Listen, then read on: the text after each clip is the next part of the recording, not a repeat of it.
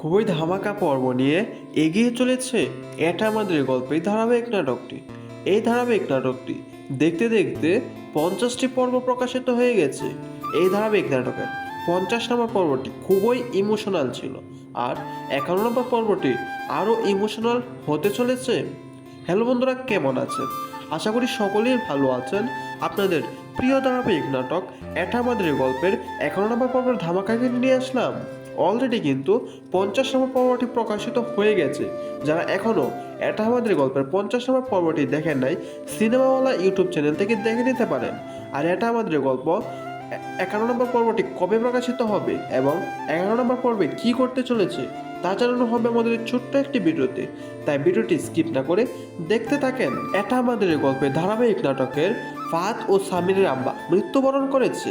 এটা আমাদের গল্পের ধারাবাহিক নাটকটি এতটাই ধামাকা ছিল যা মিলিয়ন মিলিয়ন দর্শকদের মন জয় করেছে, যার ফলে নাটকটিতে ঘন্টায় মিলিয়ন মিলিয়ন ভিউ হয়েছে।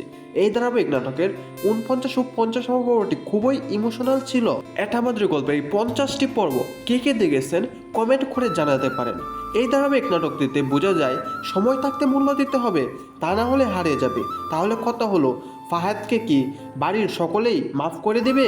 আর সব থেকে বড় কথা হলো, ফাহাদ এখন ওই বাড়িটা আবার কিনে এনেছে, কিন্তু কথা হলো ওই বাড়িতে কি এখন ফাহাদ বা সামিরের পরিবারের সকলেই যাবে, নাকি গ্রামের বাড়িতেই থেকে যাবে?